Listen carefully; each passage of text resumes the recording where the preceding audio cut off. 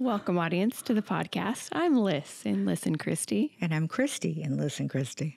And we're happy to have you here listening with us today on maybe a Monday or a Wednesday, as that's going to be the days our episodes plan to drop. So catch us on Spotify, Apple, anywhere you listen to podcasts. YouTube, subscribe, Instagram, Like, Facebook. follow, kisses, love, all the things.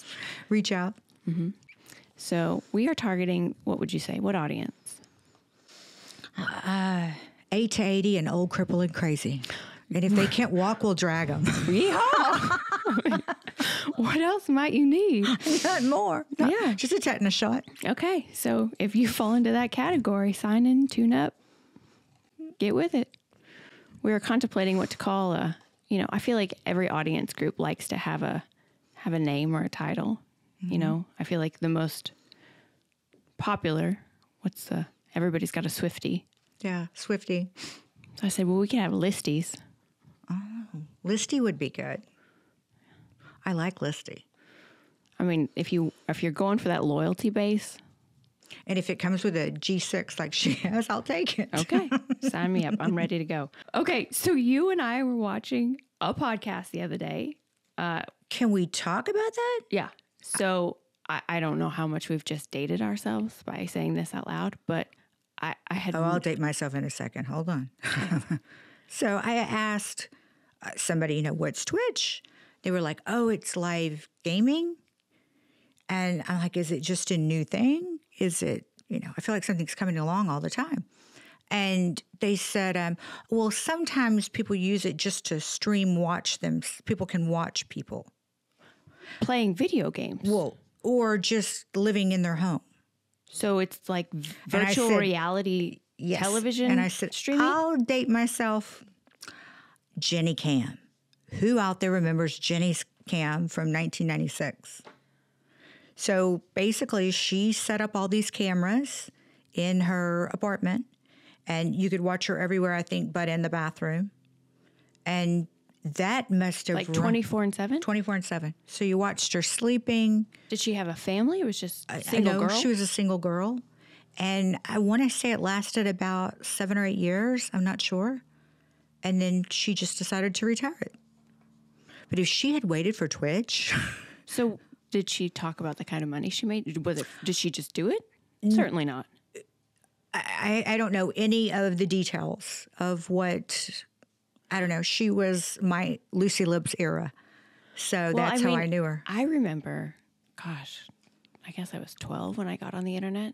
And by the time I was 21, was dabbling in that web date era of video chatting with people you start talking to on the internet. And, like AOL?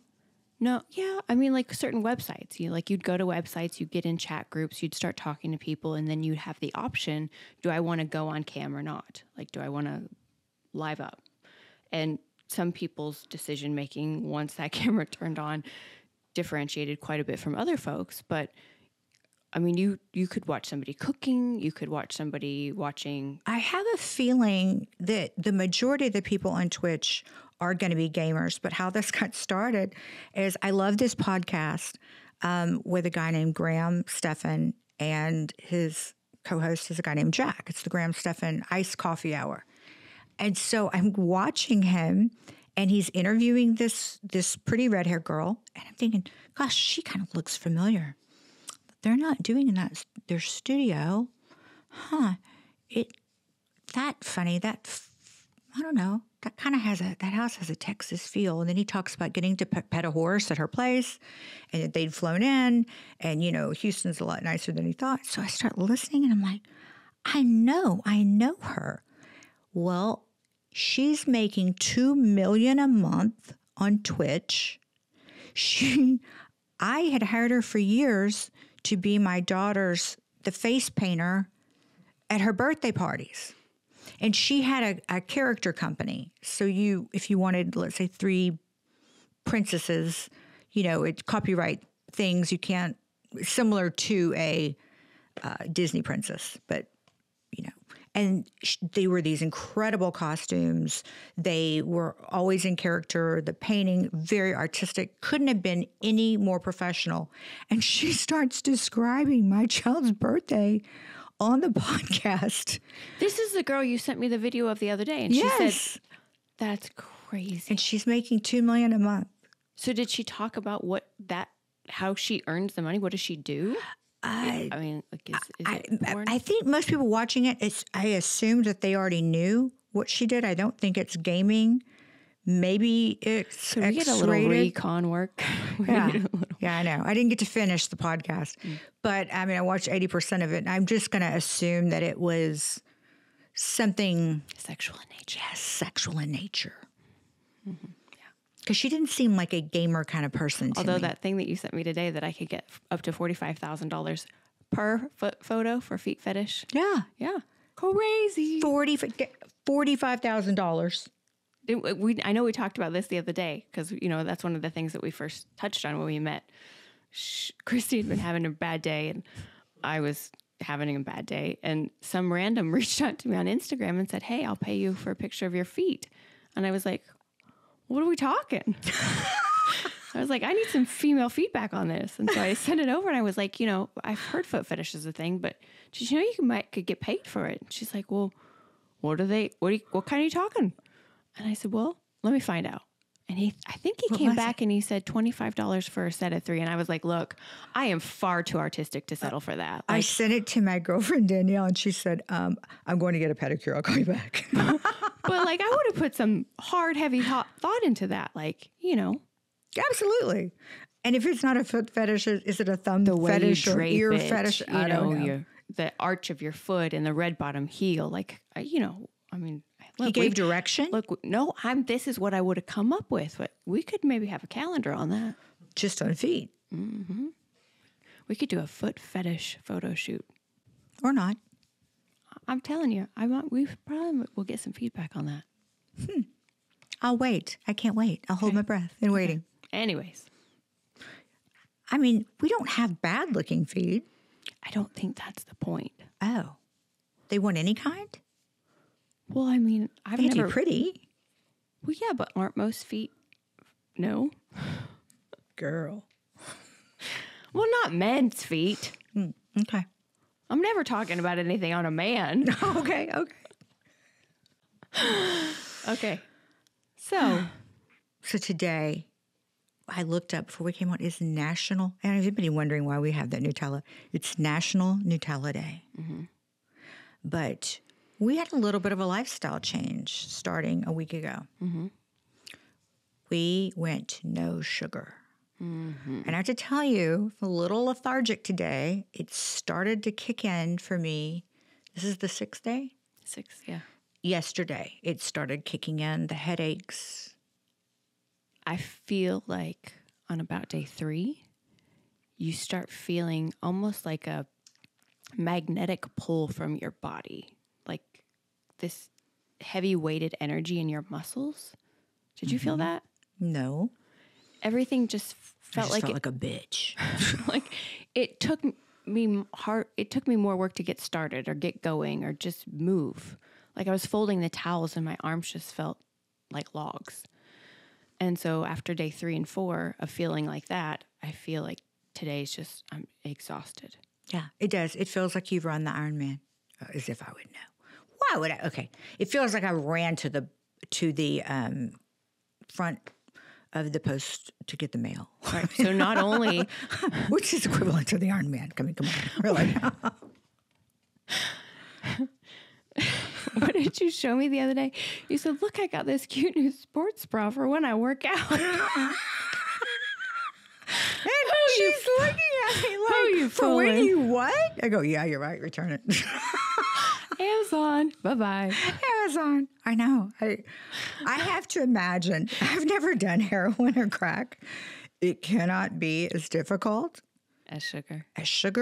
Well, or Amazon. Oh, and you've got actually quite a bit of support from that Amazon community since you sent that little teaser to our last, to our friends from that last podcast of, your Amazon spending. But I have to tell you, for anybody that's Team Christy on this, my weekly calculations of that math is $756 for a week. So for everybody that wants to say, I'm Team Christy, I love the convenience, it adds up. Yeah, we'll see. Okay. But for National Nutella Day. Yeah. So I just wanted to say, I brought it out here to see if we could withstand it. It being in front of us. Okay. I have to admit, there's a little part of me. There's a big part of me, probably. I was telling Reagan earlier about my weight struggles and my physical discipline with myself over the course of my life. And I don't remember when or where, but Matthew McConaughey had given an interview and he said, you know, he had lost a lot of weight for a role and said 90% of your body is a reflection of your diet. Dallas Buyers Club. Yeah. Everything else is, you know, the effort you put when you go to the gym. And your friend, the other day, she did a really amazing kind of tutorial or a little podcast on her Instagram stories of like, these are my weight struggles and this is what I've been through. And, you know, I've towed the line of medications versus. Oh, my girlfriend TC. Yeah. Versus. Yeah. I was so proud of her because she has such a beautiful life in real life and online. And when she was walking and talking and saying, these are what the things that bother me and I look at and then I judge myself. Right. And I wrote her and I just said, I love you. I love you for so many reasons, but for being authentic is the top of it. Right. And she was very forthcoming. And I appreciated that because I think as a woman, we all struggle. Right. And I think that there's this message out there of, yes, working out is very, very important for your heart health, right? For maybe your mindset, your emotions, whatever. But I was saying to Reagan that for me personally, I had been such a large kid, 220 pounds, and having lost that weight through high school and then only to get kind of really pretty sick and gain it back again in my early 20s, just that up and down and being so overly aware of it for so long that then I put myself on a restriction where I would walk 10 miles a day, every single day. Sometimes it would take me 5 hours, but I had to get it done. Like I wasn't going to stop myself from hitting that goal. And my obsession with it was so warped that I was constantly punishing myself. And to get to this place now where it's more of a focus of what makes you feel healthy. Like, right. Like maybe it is more fats, maybe, maybe fasting. Then I think focusing more on that health aspect of my body rather than what it looks like in clothes or out of clothes or right. what How I do weigh. You feel? Right. I feel better and more in my body today than I ever have. And I'm less controlling of trying to force it into that box. Right. Of the image of it, what it should be. Right. But to say all that, the whole giving up sugar thing over the course of the last 18 months, you could say things have been stressful. Slightly. So I've indulged in eating things that I would have never eaten 15 years ago because I knew, like, yeah, it might taste great, but it's really, really horrible for me, or I feel really bad after I eat it. And I hate feeling bad, especially when I've done it to myself. It's almost the only way I can describe it is I'm not a drinker, but back when I was, Let's clarify, not alcoholic drinker, just occasional drinker. Yeah, but it would feel like if you had a bottle of wine and then red wine or something, and then the next day you'd have that after that headaches and fogginess. That's what it feels like when you're trying to get off the sugar. And you're just real cranky, and at least I think I'm being cranky. Right. And the cravings are just so difficult. And, somebody says, oh, it's all in your mind. You're just thirsty. Okay. But it's really hard to not get a little ice cream at 10 o'clock at night. Well, and for somebody who's being conscious in everything else also, or has other health struggles, as soon as you start to focus on that, and that's all your body's been running on, all of a sudden your body's like, hey, I'm out of fuel. I can't go. Right.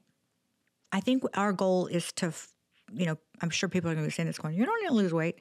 It's just about feeling better. Well, we watched that video the other day about the ice baths because it's helping people with inflammation so much. Taking the last 4 minutes of your shower and turning it icy, icy cold, or taking a plunge bath in an ice bath. Yeah, the Gary Brecka. Yeah, and that all of that is, taking inflammation out of your body, taking inflammation out of your joints. But at the same time, what we're eating is causing a lot of that. Right. So, double down, become a polar bear and be keto, a caveman polar bear, right? Right. But the lack of, sugars in everything. Everything. So we are getting ready to go on a little adventure this weekend. And so by the time everyone sees this, we'll have gone and been and done. Yes. Which I am kind of super disappointed to be going at the cusp of our new D word adventure because we're going to follow the wagon? No, because I don't want to. And that commitment feels a little bit more challenging now. It should. Yeah. New Orleans during Mardi Gras? Yeah. Yeah, it's going to be hard. So what is your most fond memory of having lived in New Orleans? Oh my gosh, I lived there for 3 years. What age? Late 20s to 30. There's always Mardi Gras, and you live down there. Can I just say really fast? I had no idea. I thought Mardi Gras was like, this day to this day. Like it was a set 10 days or, like the Kentucky Derbies this week. And she's like, no. Mardi Gras can go like 23 days. It can go 46 days. 6 days. It just depends on. And it depends on what? Well, it's the 12th night. And then like when we're there on Monday, that will be Lundi Gras. And then Tuesday is actual Mardi Gras. So how many days are we into? And it can be 40 days. I think it's probably 40-something days this year. And then that starts Lent. Mm-hmm. Ash Wednesday will be Wednesday. But if you've been to one Mardi Gras, look, I've been to 2 or 3 Super Bowls. I'm done for the rest of my life. I've been to 2 or 3 Kentucky Derbies. I'm good. I've been to Indy 500. I'm good. Check it off. It's I get disappointed. What the people really don't see about Mardi Gras is the locals that live there that are very deeply invested in heritage. Mm-hmm. It's white tie balls. It's not the parades of the show me the beads and lifting their shirts. It's very refined. Okay. So if you're standing on the sidewalk side watching the parade, or if you're in the median, that's the neutral side. And, the parades will come through and you will see the most elaborate floats and, people. It's just, you have to experience it. But living there after the first time, that's also their spring break for a lot of the kids that live there because the locals don't want to stay. Because, like, I lived in the warehouse district, so I couldn't leave to get groceries. I couldn't leave. There may be a window of an hour, but if something gets hung up on the other side, maybe 40 days. You don't know. Days. It's just very, very difficult to get around, and you're dealing with. Look, I always say every single Super Bowl should be held in New Orleans. They know how to handle big crowds. They can handle drunks. They have a mounted patrol. They can squeeze everybody up. They can handle 1 million people, on the ground, no problem. They need the revenue. And when, after Mardi Gras, or if they have a Super Bowl there, they measure the success of how many people were there by the weight of the trash. Wow. But I have to tell you that after Fat Tuesday, that night at midnight, they have the street washers and you'll see them come through. Now, I still wouldn't sit on that ground. It's still pretty rank, but you would never known there would have been 300,000 people walking down Bourbon. Wow. And by 1 a.m., by sunup, there's still a faint aroma of vomit and piss in the air, But still, they know how to handle a party. And what was that restaurant that you had a house account? Galatoire's. And what did your life look like when you were frequenting Galatoire's? Well, every Friday, Galatoire's was a staple.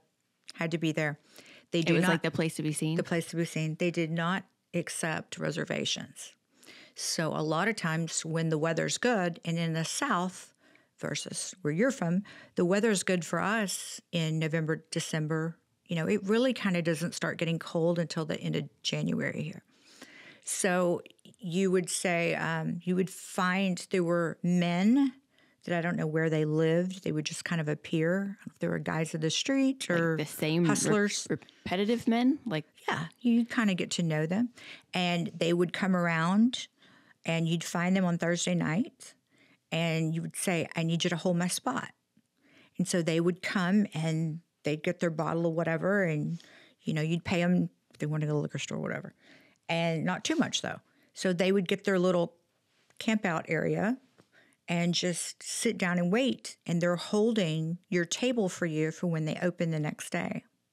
A full 24 hours? No, it's like, 10 hours, 12 hours. How much would you pay them? Well, so the trick is, what? Is it still done this way? I think so. Now, but the Friday before Christmas and the Friday before Mardi Gras, those tables are auctioned off now, from what I understand, for charity. So you don't have any of that there. Somebody already has those. But so you take a $100 bill and you rip it in half. You give him the smaller half because the larger half, if you have the majority of it, you can take it back to a bank and they'll replace currency if you have the majority of it. So you're going to get the other half when I get here tomorrow. So just hold my spot. It wasn't humane. I mean, everybody did it. Look, we just had a conversation about what's my time. Might I sleep on a New Orleans sidewalk to make $100 overnight? Yeah. Well, I don't think they were sleeping. They were all hanging out and they all knew each other. Yeah. But from what you've told me, it's gotten to be a pretty dangerous place. It's very dangerous. And I mean, I hate to say that, but, even on Bourbon, which I would always tell people, look, I know if you see a little alleyway and you know that this is going to save you just 2 minutes cutting through, do not do it. Absolutely do not. And I've seen in the past few years quite a few shootouts I've read about in the paper on Bourbon. I mean, which is probably one of the most famous tourist streets next to Times Square or 6th Street in Austin or, Beale Street. Right where we're going to be. Right where we're going to be. But it's absolutely, it's amazing to me. It's their Super Bowl. It's every year. And for it to last that long, I just think that, they should build the most incredible football stadium in the world right there, and they should just have it every year right there.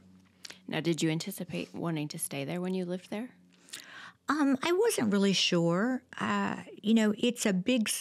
It's a smaller town than what you think. And, in your 20s, I lived in New York. I lived in Los Angeles. It seemed like a fun thing to do. And its time was up.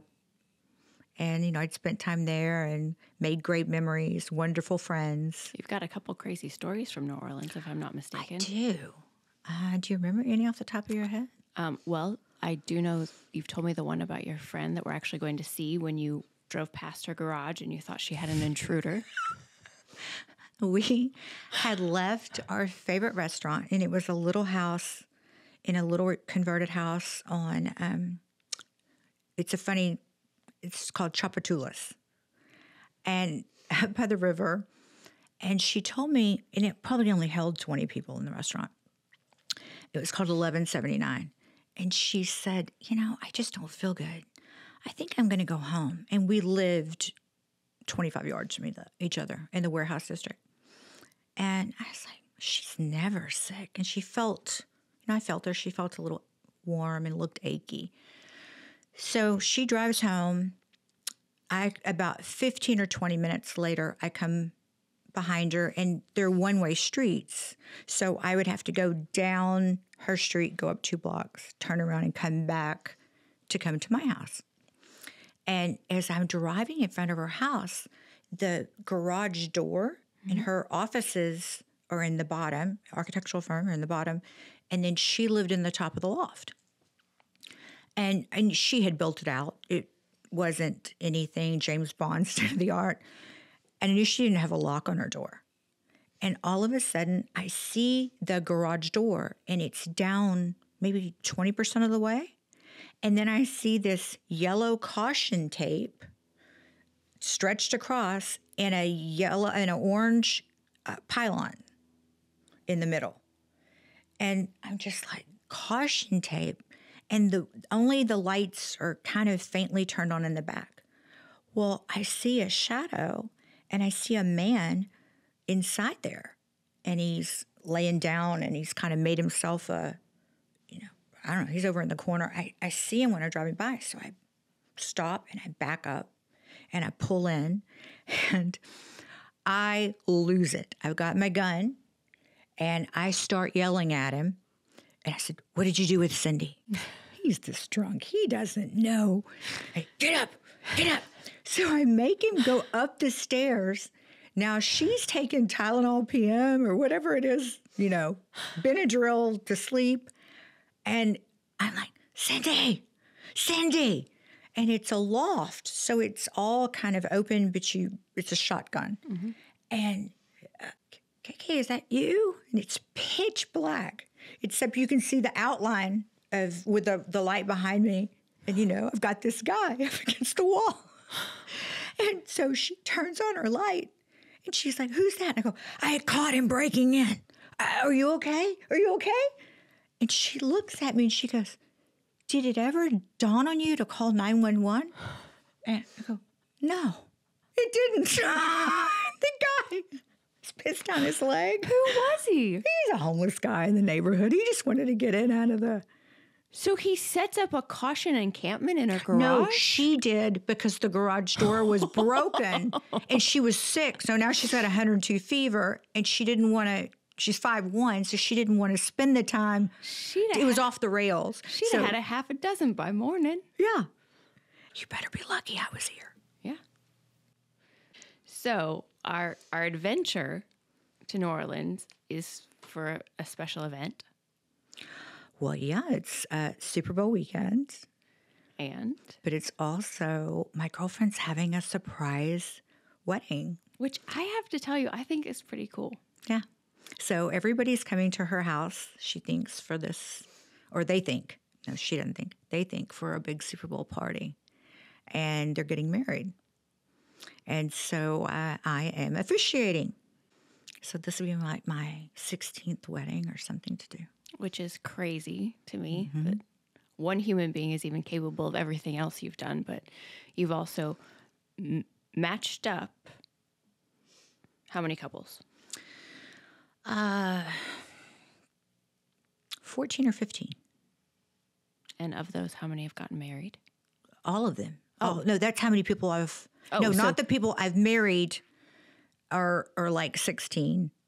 And then I did 1 funeral and 2 baptisms. So you don't have any dating couples? You're just like, nope, it's hard. No, but I have introduced 14 or 15 couples that have all married. That have taken it to the altar. Yes. And out of those that I've introduced, I've only married 2 of them. And how many have succumbed to divorce? 1 I know of. So you have a pretty good track record. Yeah, and then a couple of spouses have either passed away or an accident. I don't know. So the fun thing about this is we've decided to take your matchmaking skills and Rolodex and many other talents and launch this into what we hope will be a segment of our podcast called... Okay. In the midst of full transparency, and I always want to be authentic with our listeners. Hold on. I'm fucking dying. For those of you who can't see, she just reached down and took a giant drink of her diet, or no, not diet, her Dr. Pepper. Full sugar, fully loaded Dr. Pepper. We'll catch up in a minute. I just feel like I'm on slow-mo. Okay. So I do have to tell you, after 2.5 years of being your best friend, there was a moment earlier today in the kitchen. I was walking around and you had staying fluffy. You had now she's diving into the Nutella, folks. She had walked past me and gone off into the laundry room. And all of a sudden I hear this deep voice, Alyssa. And I was like, I don't know if what could I have done? And then I hear this question, have you thrown away my 2 flat Dr. Peppers from the fridge? And I felt this doom and gloom, like, well, yes. I like them flat. Yes, you non-sugar consuming, flat Dr. Pepper drinking crazy person. No, yes, I'll drink them not flat too. Right. But the point is, I thought that, I was doing you a favor. Yeah. But. Yeah. But, well, that's amazing. I can feel it running through my veins. Can you really? Yeah. Yeah, it's hard. You try to be as woke as your prescription. But cutting out sugar is like a whole nother level of... It is. We could get hit by a bus tomorrow. I know, but do you want to feel like you've been hit by a bus every day on the way to the actual ultimate bus hitting? Or you just, Well, give it some time. You'll get there.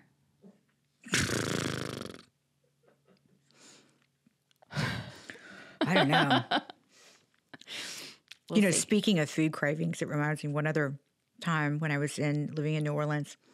A friend of mine, his name is Larry, he manages rock stars. So let's see, Kiss, Rod Stewart, Eric Clapton. So he calls me, and I'm in New Orleans, and he goes, hey, are you in town, next Thursday? And I said, yes. He said, I'm in town with Eric Clapton.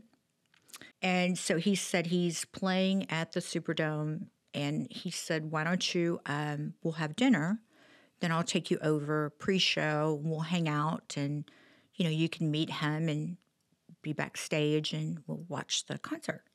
I'm like, okay. Something got hung up, and we didn't get to go eat before we went, so we said, okay, we'll see the majority of the show and then peel out a little bit early and then go across the street and get something to eat. Well, what they're calling their green room and the craft services tables and, all the drinks and stuff. Well, somebody walks in, and I'm kind of looking around. I still haven't seen Eric Clapton. This is about 2 or an hour and a half, maybe, before the show. And I see they say that he's there, but, he never comes out. But I see these people hanging around back there. Well, a guy walks up, and he's got a box of fried chicken. He just sets it down on the table and walks off. I'm like, man, I'm hungry. That chicken smells good. So maybe 10 minutes goes by, 15 minutes goes by. I'm like, that chicken's getting cold. I wonder if they got a biscuit. Man, you know what? I could just open the box and get a little bit, and nobody would even know.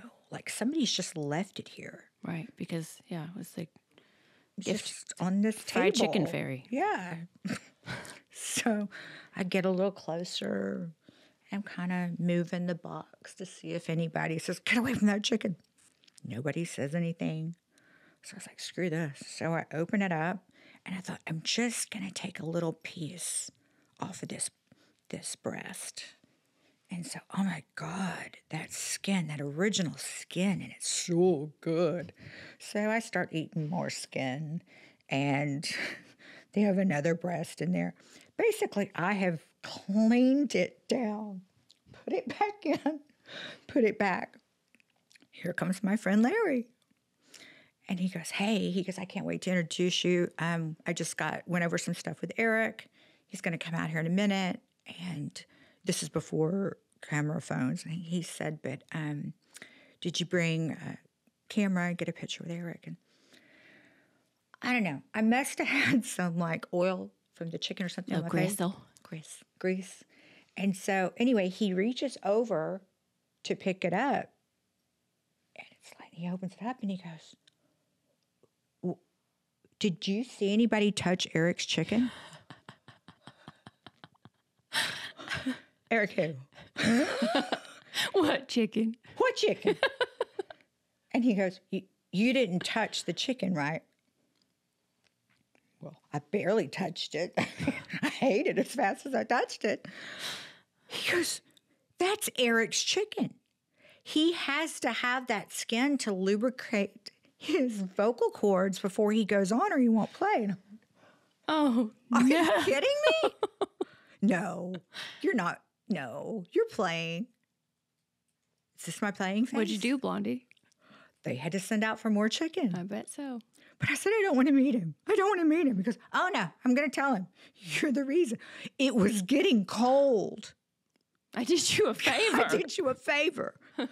So it doesn't matter if the whole concert gets held up 30 minutes. You can't sing with cold, greasy, throat pipes. Apparently it does something on that lubricated, oily, original skin. Well, I think, don't most artists have some like trick to the trade before they perform? I don't sing in the shower. I've never heard of any. Oh, yeah. They've all got something. They do? Yes. Just like, like players have, everybody's got weird. I mean, I think the singing thing is more actually like they have to lubricate their vocal cords. But not every singer does that, right? I would venture to guess quite a lot of them do. I mean, I don't know if we could get feedback on that, but I was watching Taylor Swift scream at these football games for her precious little boyfriend. Seems like that would strain. Yeah. I wonder if you have like a no screaming clause or something in your insurance. I would actually think so. Because I have to tell you that like a lot of NBA players, things like that, certain ones, I remember Michael Jordan wasn't allowed to ever ride a motorcycle. He wasn't allowed to snow ski. Certain things like that that could hurt them. Mm-hmm. So I would think that screaming in a stadium at a football game would be kind of dangerous. Girlfriend just announced her 11th album. Yeah, but and she won the other night, like her 14th Grammy or. Mm-hmm. We might be mixing up those numbers, but I don't think so. Yeah. But that's what happens when you get to a certain age. No, it was her 13th because I recall her saying 13 was her lucky number. You're spot on. She is right. Yeah. Verified. And, I'm not a football fan, but I got to tell you, I just love them together.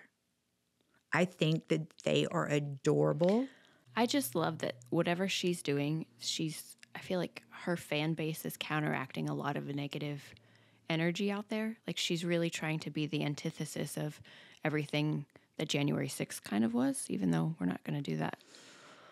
But I just feel like she's really trying to focus people on like giving back and doing more and being gracious and, appreciative. Kindness. And accepting. And I heard somebody say, didn't she kind of make it overnight?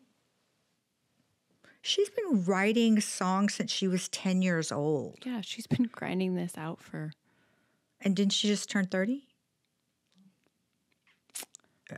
I think she did. She just had a birthday this month. Look, I adore her. I just haven't investigated. But I just think she's fresh and, if you're going to have your little girls or... I think she was always talented. I think America tried to conform her to something or whoever tried to conform her into a box, and she was able to kind of break out of it on her own. Because I feel like they wanted to do to Taylor what happened to Britney. Sadness. And I think Taylor was able to maintain her. But I think here's the difference. Britney, her family was nowhere near as grounded as Taylor's is. And, she just loved what she was doing. Writing songs, she was going on stage. And look, I'm sure 12. Someday there'll be a Taylor tell-all where she talks about the early years of her career, hopefully, and what sorts of things happened to her that were behind the scenes. And look, I think anybody in that position, whether you love them or don't like them, or, I don't even want to use the word hate, but, people form really strong opinions about people in positions like that. But she's overcome a lot, and she's got a great head on her shoulders. Right. And I admire her. And I from the get, I just felt like she was going to be another one of those boxed in young celebrity teeny bopper stars that you have to follow suit with, or you have to follow in trends with, or if you don't do X, Y, or Z, you're not part of the cool kids club. And I felt like I wanted a different kind of artist to look up to. Right. And so thank God, here is this beautiful young woman who's ready to conquer the world. And she's using that power for good, Right. and maintaining true to herself. It's just so refreshing to see. And I think that's the thing, when I hear people dog on her now, I'm like, everything about her is refreshing. Leave her alone. Leave her alone. Quit. Like that. We just talked to a friend of yours the other day, about bullying and how it's elevated and escalated so much since you were in school or I was in school. And I mean, I don't remember when I was in school. well, I mean, I was a 220-pound kid with the last name Blow. So, I mean, I got used to just walking past it. Well, but to the point where you see these kids that are going on now saying, kill yourself, put it online so we can watch. And, I mean, back to the whole video game thing, we talked then further, and it's like these kids, and I don't want this to be like a harp thing, but just from when I was little, we didn't have video games. I played on my bicycle. I rode on my, my, inline skates or my rollerblades or whatever. And we went to the park and we played dress up, and like I was having so much fun just playing. And the idea that I'd ever be handed an electronic device or even really sat down in front of the television. Sure, I'd watch TV late at night before I went to bed, but I was immersed in activity as a kid. And now these kids are sitting, your stepchildren's son just ran up a $1,500 phone bill for a game in 1 month. It's like, what kind of time allowance is that? Like my stepdaughter's son. Yeah. Yes. 8 or 9 years old. Yeah. Ran up a $1,500 bill playing a game on the phone. And that boggles my mind.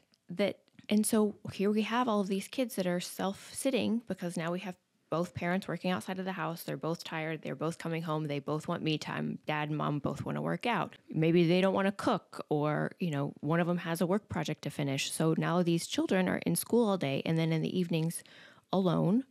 And schools have changed so much because now teachers don't feel like they have the authority to do any discipline because everybody has a cell phone that's going to capture whatever you do wrong.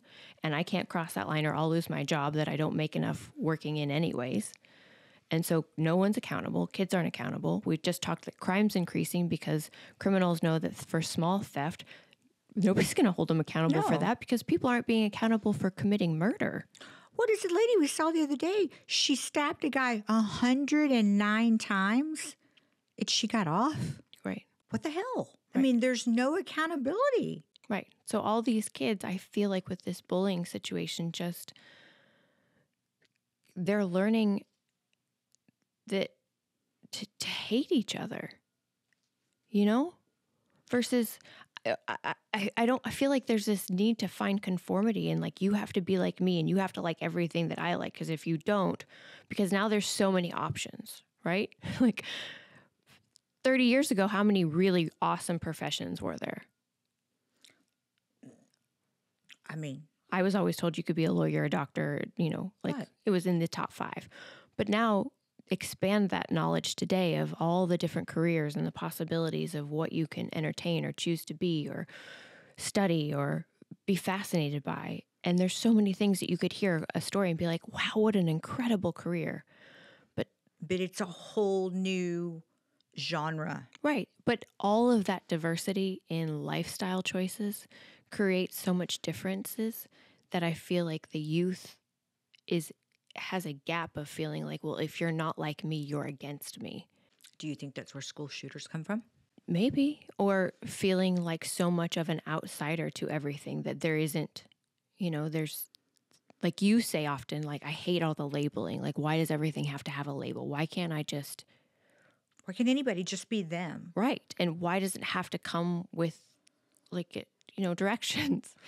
And I think a lot of times, because there's so much diversity, now everybody needs to claim what is theirs and be identifiable as a subject that To fall into a space? that needs to say like, oh, this is my tribe, that I'm a part of this tribe, I'm a part of that tribe, and I'm a part of this one. So just know my lane, know my astrology sign, but like, this is my mental health test, this is my IQ, so where I fall. And in that, trying to find your peers of so many different things that you agree with, that you fail to embrace the differences and uniquenesses in other people. And I think that's the root of a lot of bullying, is like, if you're not like me, I don't want to be around you. I don't like you. And I'm going to take out all my anger and rage that I feel out on that person. I just look back, and as you know, I follow school shootings very closely because of our foundation, Canines for Kids. And I get an update report every single day. If there's a weekly report, these are the shootings that have been this week. These are guns where they've been seized, where the shooting didn't happen. We've become so numb to it that in general, that those don't make the news. Right. I don't understand, and they still take guns away. If we had no guns, I struggle with it because I do think there should be stronger laws, but guns aren't going anywhere. No. So they can forget that. But it needs to be stricter. There needs to be stronger background checks. There's no reason. I think that to buy a handgun, you need to be, or any type of, first of all, who needs a fully automatic weapon? No one. No one. You're not going to war. Right. You don't need that. And I think the age should be moved to 21 for everything. Drinking. Well, it is. Well, in some states, right? Didn't you just tell me about Louisiana? Well, yeah, but they're special.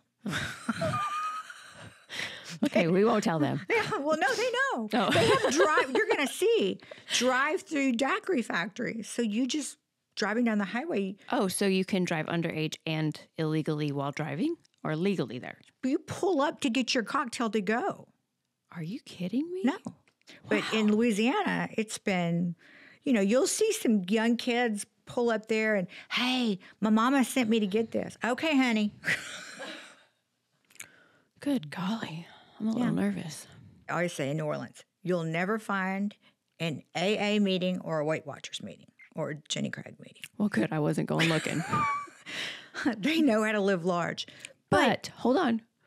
Go back to the school shootings. School shootings. I feel that there's not enough being taught.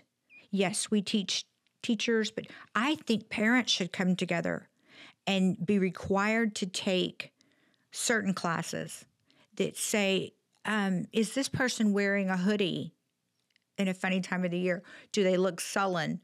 Are they having issues at home? Have they talked about hurting themselves? Have they had a disagreement with somebody at school? Have they made a blind threat?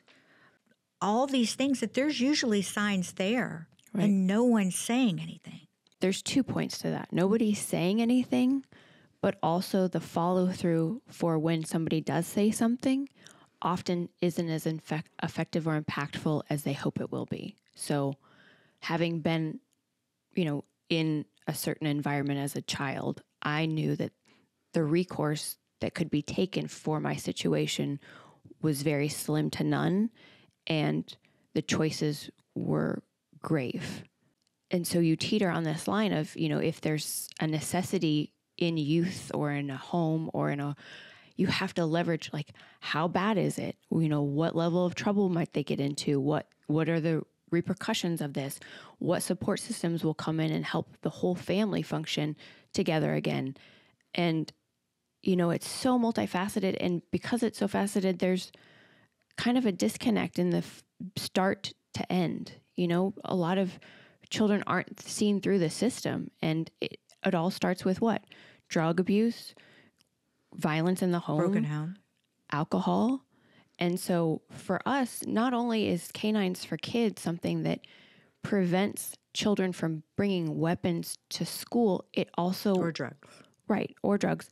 But it also helps educate teachers who are sometimes desperate to want to help for more knowledge about a situation. So, you know, if they suspect, hey, you know, Johnny's not doing great on his homework this week, maybe things are wrong at home. But if a dog can smell drugs on his clothes and alert, and we know, oh, there's a problem at home with that child, and this goes beyond something that I know I can't help with. This is child welfare now, and I'm going to help because I have the authority to do so.